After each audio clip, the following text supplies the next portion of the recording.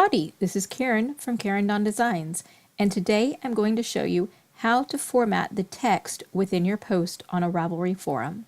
So let's have, this is a practice sentence. We'll just work with this. For some reason, let's say that we want to make the word practice bold. So to do that, highlight the word or section that you want to be bold, and then just come up here and click the B. That will add these two little asterisks around your word, and when you post your reply, it will make it bold. To show you how that actually looks, you can also click over here to do the preview. So if I click that, you can see the word practice is now in bold. And then you can just click anywhere to close the preview. So I've made practice bold. Now I want to make sentence in italics. So highlight the word and then come over here to I for italics. And now it has one asterisk around the word. And if we click preview, you can now see practice is in bold and sentence is in italics. If you remember the asterisk use, you can also do this is type in the asterisk, bold, and then don't forget to close your asterisks. And this is one asterisk, italics, close your asterisk. So you can either highlight and use the buttons, or you can actually type in the asterisks as you are typing. And again, if I hit preview, you can see bold and italics. If you want to, so if you notice, using the italics is a formatting type of thing in the forum. So if you want to actually type in an asterisk, you need to tell your, basically tell Ravelry that you do not want to use formatting. You want to actually have an asterisk. So this is where you actually type in a backslash. So make sure you're using a backslash, not a forward slash, and then you can type an asterisk. And let's just put a few words. I'll actually use the word word. And now there will be an asterisk if I go to my preview. So you can see instead of trying to make this italics, I actually have an asterisk.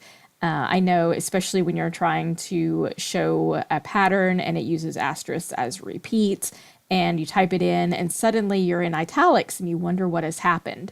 That is what has happened because asterisks are used as formatting, so you have to use the backslash to show that you do not want this to be formatting. You want this to actually be the asterisk.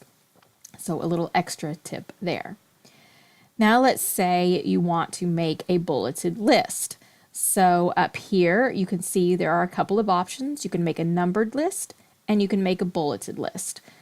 So to do a numbered list, you click on the button up here for numbered list. It automatically starts the 1 and it has this highlighted. So go ahead and just start typing whatever your first item is. Then hit enter, click numbered list again, and it will automatically type in the 2. And you can type second item. And then after you hit return, hit the button for numbered list again. It'll automatically give you the 3, and you can type in your next item. You can also do this with bullets. So this next box is a bulleted list. So it actually just changed my entire list to bullets.